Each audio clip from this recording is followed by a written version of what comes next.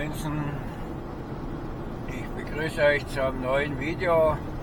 Heute haben wir ein Sachvideo.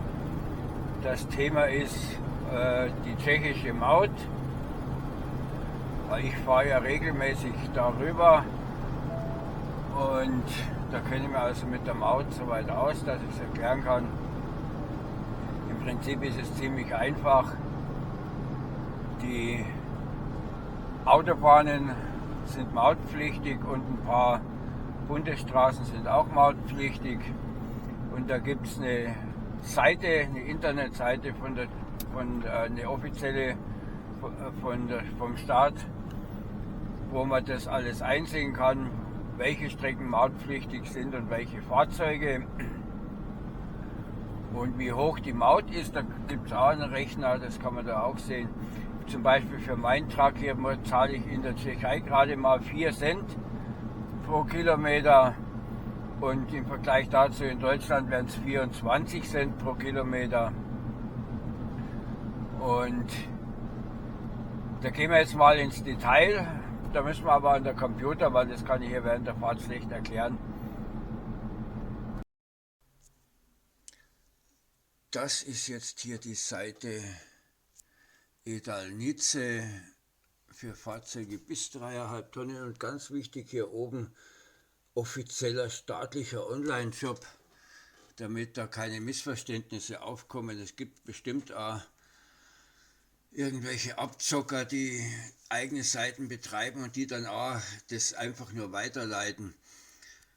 Aber wir haben jetzt hier diese offizielle Seite und da geht's mal los. Es gibt hier für einen Tag, für 10 Tage, für 30 Tage und für ein Jahr die Vignetten und unten drunter der Ökopreis, da kommen wir noch dazu, der vergünstigste. Ja, und man sieht jetzt hier die Eintagesvignette, die lohnt sich also wirklich nur für jemanden, der nur einmal im Jahr da drüben ist und sonst nicht mehr, weil wenn du schon zwei Tage hast, dann wären es schon 260 Kronen und da kannst du schon für 40 Kronen mehr die 10-Tages-Vignette nehmen. Da muss man halt ein bisschen rechnen. Ne? Dann kann man hier, wenn man sie schon gekauft hat, dann kann man hier die Gültigkeit prüfen. Da muss man dann hier auf, wenn man jetzt in Deutschland ist, natürlich Deutschland einstellen.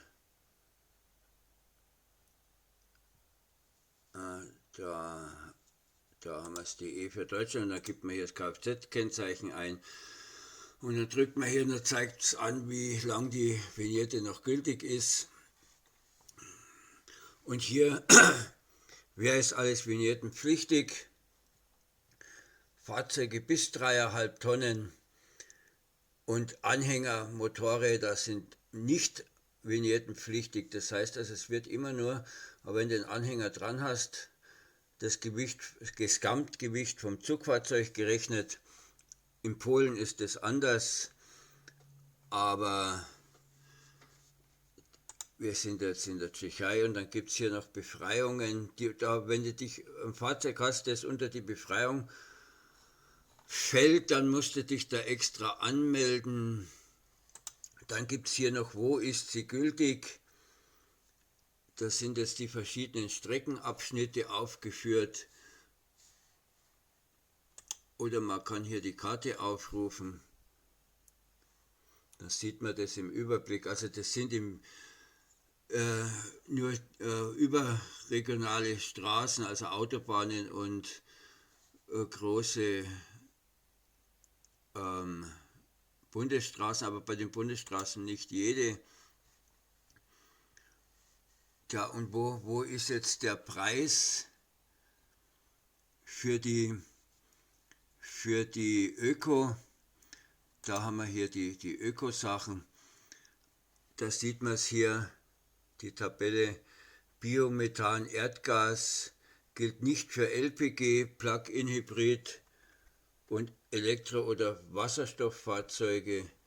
Da habt ihr nochmal die Tabelle, was die Vignetten jeweils kosten. Und das ist jetzt, wie gesagt, für Fahrzeuge bis 3,5 Tonnen. Dann gibt es natürlich auch Fahrzeuge über 3,5 Tonnen. Da haben wir hier eine andere Seite.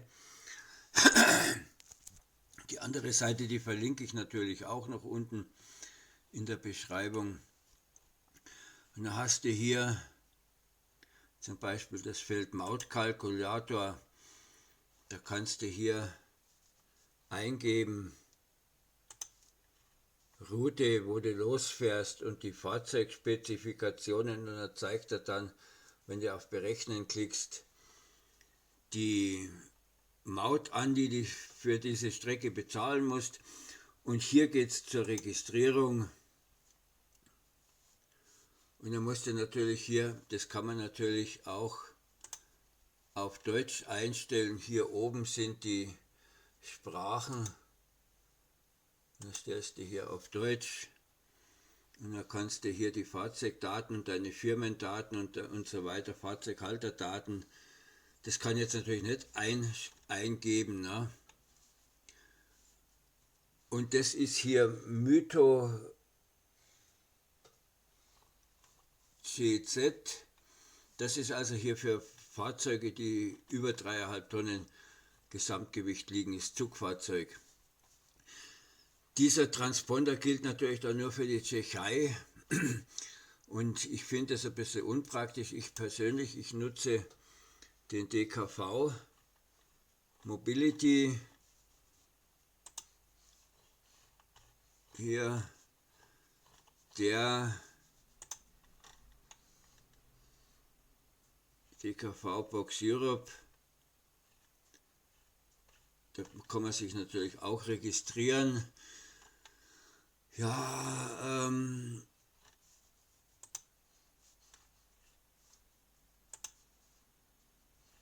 hier sieht man jetzt die Gültigkeit.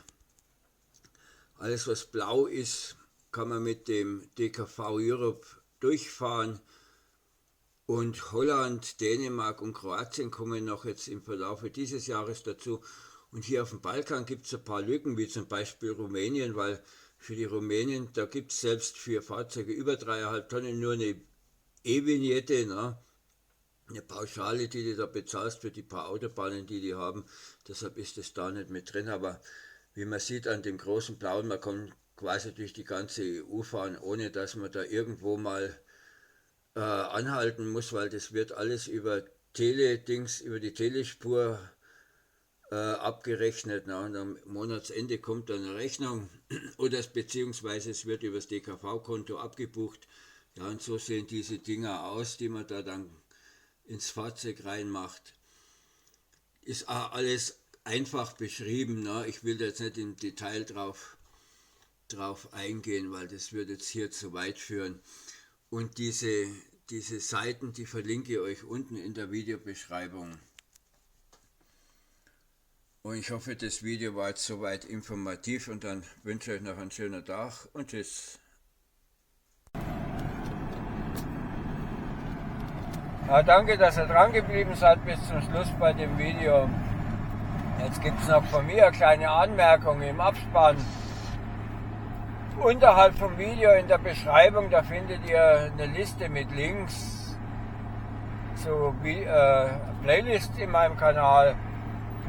Verschiedene Playlists auf Roadview, also wo ich mit dem Auto unterwegs bin, oder Trucking-Videos oder Sightseeing-Videos oder Roadtrips nach Marokko oder sonst wo ich halt gerade so unterwegs war. Guckt euch die Liste mit diesen Links mal an.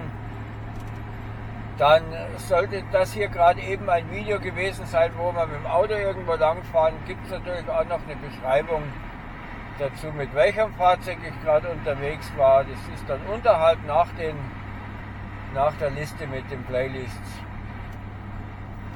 Ja, und im YouTube-Abspann gibt es natürlich einen Link zu der Playlist, die zu dem jeweiligen Video passt, das gerade eben gelaufen ist. Und es gibt noch ein Video, das YouTube vorschlägt. Und natürlich gibt es diesen Abo-Button noch dazu. Falls ihr noch nicht abonniert habt, könnt ihr das dann da machen. Und tut nicht vergessen, ein Like für das Video dazulassen, ist auch wichtig. Ja, und dann wünsche ich euch noch einen schönen Tag und tschüss.